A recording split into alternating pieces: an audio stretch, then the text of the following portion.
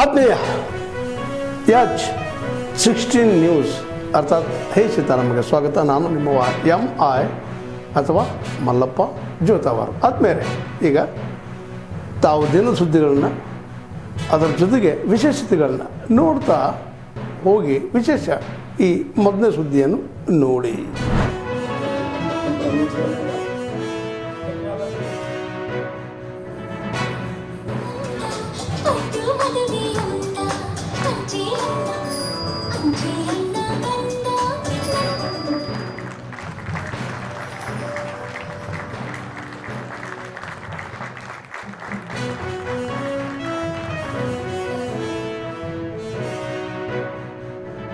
ಅಲ್ಲ ಸಂದೇಶ್ ಅವರೇ, ನಿಮ್ಮ ಚರಿತ್ರೆಯಲ್ಲಿ ದಾಖಲಿಸೋದಕ್ಕಿಂತ ನೀವು 2,000 ವರ್ಷ ಬಿಟ್ಟ ಸಂದೇಶ್ ಮಹಾದೇವ್ ಒಬ್ಬರಿದ್ರು, ತಾರಾ ಅಂತ ಒಬ್ಬರಿದ್ರು, ಅವ್ರು ಹೀಗಿದ್ರಂತೆ, ಆ ಕಾಲದಲ್ಲಿ ಯಾರೋ ಒಬ್ಬ ಹಂಸಂದ್ರ ಸುರೇಶ್ ಅಂತೆ ಆತನಿದ್ದಾನೆ ಅಂತ ಹೇಳಿ ಮುಂದೆ ಯಾರೋ ಸಂಶೋಧಕರ ಬಗ್ಗೆ ಇನ್ನೊಂದು 500 ವರ್ಷ 1000 ವರ್ಷ ಆದಮೇಲೆ ಮಾತಾಡ್ತಾರೆ.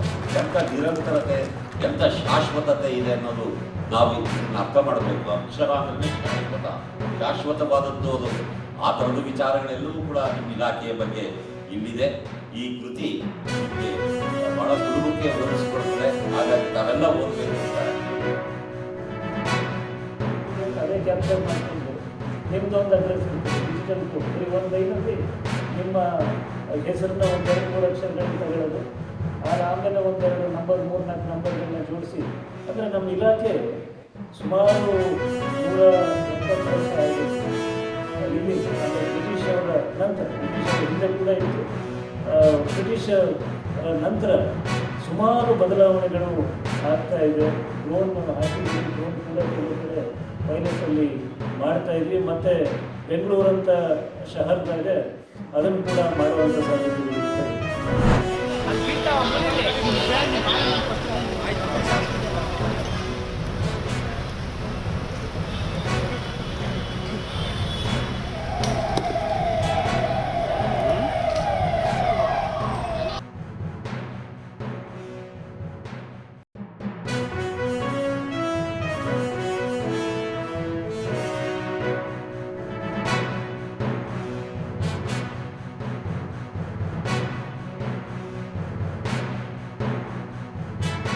ಕೊಟ್ಟಿರುವಂಥ ವಾಟ್ಸ್ಆ್ಯಪ್ ಗ್ರೂಪ್ ರಚನೆ ಮಾಡಿದಂಥ ಮತ್ತು ಅನೇಕ ಕಡೆ ಸ್ಥಳೀಯ ಶಾಸಕರ ಭಾವಚಿತ್ರವನ್ನು PLAಗಳು ಹಾಕಿ ಪ್ರಚಾರ ಮಾಡ್ತಾ ಇದ್ದಾರೆ. ಇದರೆಲ್ಲದರ ವಿರುದ್ಧ ಚುನಾವಣಾ PLOಗಳು ಹಾಕಿ ಅವರ ID ಕಾರ್ಡ್ಗಳಲ್ಲಿ ಸ್ಥಳೀಯ ಶಾಸಕರು ಈ ರೀತಿ ಬೇರೆ ಬೇರೆ ಮುಖಂಡರದ್ದು ಹಾಕಿ ಪ್ರಚಾರ ಮಾಡ್ತಾ ಇರುವಂಥ ಕಂಪ್ಲೇಂಟನ್ನು ನಾವು ಕೊಟ್ಟಿದ್ದೇವೆ. ಅವರ ಮೇಲೆ ಆ್ಯಕ್ಷನ್ ಆಗಬೇಕು. ನಾವು ಮೊದಲೇ ಡಿಮಾಂಡನ್ನು ಕೊಟ್ಟಿದ್ದೇವೆ, ತಕ್ಷಣ ಆ್ಯಕ್ಷನ್ ಆಗಬೇಕು. ಎರಡನೇ ಡಿಮಾಂಡು ನಾವು ಕೊಟ್ಟಿರೋದು ಇಲ್ಲಿವರೆಗೆ ಏನಾಗಿದೆ ಅದು ಕಂಪ್ಲೀಟ್, ಅದನ್ನು ರೀಎನ್ಯುಮರೇಷನನ್ನು ಮಾಡಬೇಕು. ಇದು ಇಲ್ಲೀಗಲ್ ಆಗಿದೆ.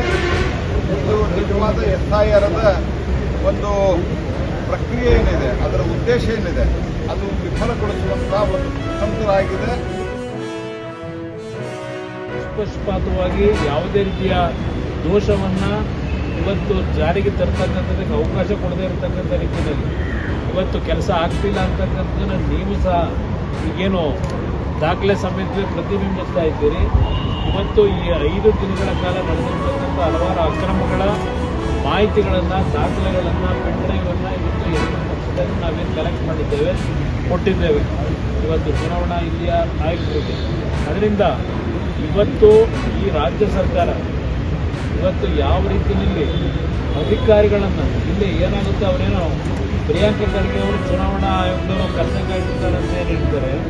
ಚುನಾವಣಾ ಆಯೋಗದವರು ಯಾವ ನಿಯಮಾವಳಿಗಳನ್ನು ಈ ಒಂದು ಪ್ರಕ್ರಿಯೆಯಲ್ಲಿ ಅಳವಡಿಸಬೇಕು ಅಂತಕ್ಕಂಥ ಗೈಡ್ಲೈನ್ಸ್ ಏನು ಕೊಟ್ಟಿದ್ದಾರೆ, ಅದೆಲ್ಲವನ್ನು ಗಾಳಿಗೆ ತೋರಿ ಇವತ್ತು ಇಲ್ಲಿ ಇರ್ತಕ್ಕಂಥ ರಾಜ್ಯದ ಅಧಿಕಾರಿಗಳು ಯಾವ ರೀತಿಯಲ್ಲಿ ಸರ್ಕಾರದ ಒಂದು ಖುಷಿ ಪಡಿಸ್ತಕ್ಕಂಥ ರೀತಿಯಲ್ಲಿ ಅಕ್ರಮಗಳನ್ನು ನಡೆಸ್ತಾ ಇದ್ದಾರೆ. ಇದೆಲ್ಲ ಜಗಜ್ಜಾಹಿರವಾಗಿದೆ. That's why they are deleting all other communities, all Hindus, Christian, Parsi. No, don't worry about any community. They are only worried about Muslim community. That is happening. That's why Congress people, we are objecting now. All over protest, object, everything we are doing. Congress party is silent.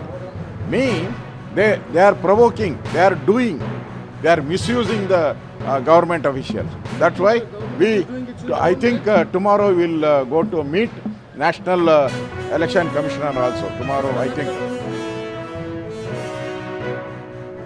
ಆ ಮೂಡಿಸೋಂಥ ಕೆಲಸ ಅವ್ರು ಮಾಡ್ತಾ ಇರ್ಬೋದು.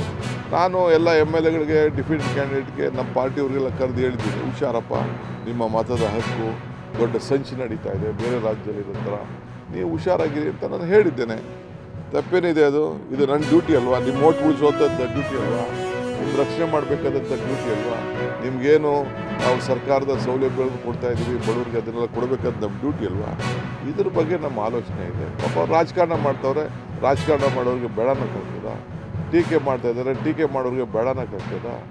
ಎಲಬಿಲ್ಲ ನಾಲಿಗೆ ಮಾಡಲಿ ಟೀಕೆ. ನಾನು ಹೇಳಿದ್ದೇನೆ ಹಿಂದೆ, ಟೀಕೆಗಳೆಲ್ಲ ಸಾಯ್ತವೆ, ನಮ್ಮ ಕೆಲಸಗಳು ಉಳಿತವೆ ಅಂತ. ಸೊ ಅವ್ರು ಮಾಡೋಂಥ ಟೀಕೆಗಳ ಸತ್ತೋಗ್ತವೆ, ನಾವು ಮಾಡೋಂಥ ಕೆಲಸ ಉಳಿತದೆ. ಈ ರಾಜ್ಯದ ಮತದಾರರಿಗೆ ಎಲ್ಲರೂ ಕೂಡ ಹಕ್ಕನ್ನು ಕೊಡಬೇಕು ಅನ್ನೋದು ನಮ್ಮ ಸರ್ಕಾರದ ಏನು. ನಾವು ಇದನ್ನು ನಮ್ಮದೇ ಆದಂಥ ವಿರೋಧ ಇದ್ದರೂ ಕೂಡ ನಾವು ಇದಕ್ಕೆ ಗೌರವ ಕೊಡಬೇಕು ಅಂತೇಳಿ ಸಂವಿಧಾನದಲ್ಲಿ ರಕ್ಷಣೆ ಮತದಾನದ ಹಕ್ಕನ್ನು ಪ್ರತಿಯೊಬ್ಬರು ಕೂಡ ಮಾಡ್ತಾ ಇದ್ದೀವಿ.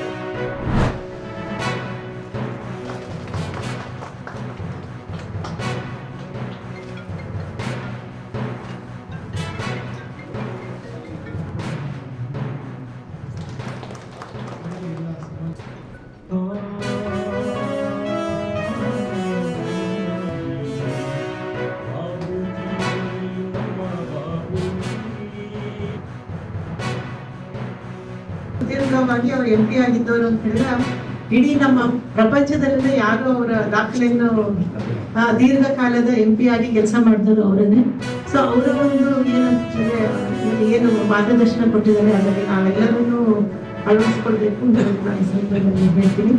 ಮತ್ತು ಅವರು ಡಿಫೆನ್ಸ್ ಮಿನಿಸ್ಟರ್ ಆದ ನಮಗೆ ಬಾಂಗ್ಲಾನ ಸಪ್ರೇಟ್ ಮಾಡೋದಕ್ಕೆ ಸಹಕರಿಸಿದ್ರು. ಆಮೇಲೆ ಅದಕ್ಕೆ ಅವ್ರ ಕೆಲಸ ಹೇಗಿತ್ತು ಅಂತ ಹೇಳ್ಬಿಟ್ಟು ಅವ್ರದ್ದು ಪ್ರತಿಯೊಂದು ಏನು contribution to nation is very important in their country.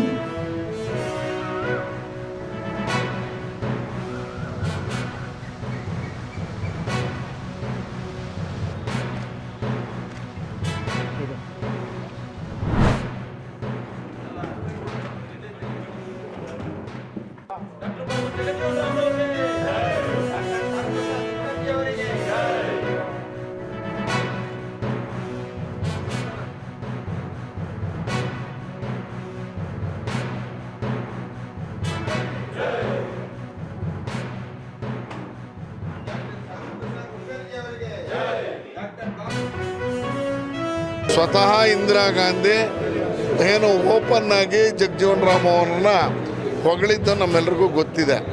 ಹಾಗೆ ಅವರು ಏನು ಹಸಿರು ಕ್ರಾಂತಿಕಾರ ಕೃಷಿ ಸಚಿವರಾದಂಥ ಸಂದರ್ಭದಲ್ಲಿ ಏನು ರೈತರ ಬೆಳೆಗಳನ್ನು ದ್ವಿಗುಣ ಮಾಡುವಂಥ ಒಂದು ಸಾಹಸಕ್ಕೆ ಕೈ ಹಾಕಿದ್ದಂಥ ನಮ್ಮೆಲ್ಲರಿಗೂ ಗೊತ್ತಿದೆ. ಹಾಗಾಗಿ ಬಾಬು ಜಗಜೀವನ್ ರಾಮ್ ಅವರು ಈ ದೇಶದ ರಕ್ಷಣಾ ಸಚಿವರಾಗಿ ಮತ್ತು ಕೃಷಿ ಸಚಿವರಾಗಿ ಒಳ್ಳೆ ಕೆಲಸವನ್ನು ಮಾಡಿದಂಥದ್ದನ್ನು ಸ್ಮರಿಸ್ಕೊಳ್ತಾ ಡಾಕ್ಟರ್ ಶ್ಯಾಮ್ ಪ್ರಸಾದ್ ಮುಖರ್ಜಿಯವರು ಭಾರತೀಯ ಜನಸಂಘದ ಸ್ಥಾಪಕ ಅಧ್ಯಕ್ಷರು. ಇವತ್ತು ನಾವು ಈ ಜಾಗದಲ್ಲಿ ನಿಂತಿದ್ದೀವಿ ಅಂತ ಹೇಳಿದ್ರೆ ಅವರ ಬಲಿದಾನದ ಕೊಡುಗೆಯನ್ನು ಸ್ಮರಿಸ್ಕೋತೀವಿ. ಖಾತೆಗಳಲ್ಲಿ ದೇಶದ ಆಹಾರ ಖಾತೆ, ಕೃಷಿ ಖಾತೆ, ರೈಲ್ವೆ ಖಾತೆ, ವಿಶೇಷವಾಗಿ ರಕ್ಷಣಾ ಖಾತೆಯನ್ನು ನೀಡಿ ಭಾರತದ ಒಬ್ಬ ಉಪಪ್ರಧಾನಿಯಾಗಿ ಕೂಡ ಸರ್ವಕಾಲಿಕವಾಗಿ ನೆನಪು ಮಾಡುವಂಥ ಒಬ್ಬ ಶ್ರೇಷ್ಠ ನಾಯಕರಾಗಿ ಹೊರಹೊಮ್ಮಿದಂಥ ಬಾಪೂಜಿಯವರು ನಾವು ಇಂದು ಸ್ಮರಣೆ ಮಾಡೋದು ಭಾರತದ ಒಂದು ಹೆಮ್ಮೆ, ಒಂದು ಹಿರಿಮೆ. ಅವರ ಒಂದು ಆದರ್ಶ, ಅವರ ಚಿಂತನೆಗಳು ಸಾಮಾಜಿಕ ನ್ಯಾಯವನ್ನು ಪ್ರತಿಪಾದಿಸುವವರಿಗೆ ಯಾವತ್ತಿಗೂ ಕೂಡ ಅತ್ಯಂತ ಪ್ರೇರಕ ಅಂತ ಹೇಳಲಿಕ್ಕೆ ಬಯಸ್ತೀನಿ. ತಾವೆಲ್ಲ ಇಲ್ಲಿವರೆಗೆ ಸುದ್ದಿಗಳನ್ನು ನೋಡಿದಿರಿ, ಜೊತೆಗೆ ವಿಶೇಷ ಘಟನೆಗಳನ್ನು ಸಹ ನೋಡಿದಿರಿ. ಅದು ನಿಮ್ಗೇನು ಅನ್ನಿಸ್ತು? ನೀವು ಲೈಕ್ ಮಾಡಿರಿ, ಶೇರ್ ಮಾಡಿರಿ, ಕಾಮೆಂಟ್ ಮಾಡಿರಿ, ಜೊತೆಗೆ ಸಬ್ಸ್ಕ್ರೈಬ್ ನಿಲ್ಲಿಸ್ಬಿಡ್ರಿ. H16 ನ್ಯೂಸ್ ಅರ್ಥಾತ್ ಸಿದ್ದರಾಮಯ್ಯ ಸತ್ಯದ ಕೈಗನ್ನಡಿ ವಂದನೆಗಳು.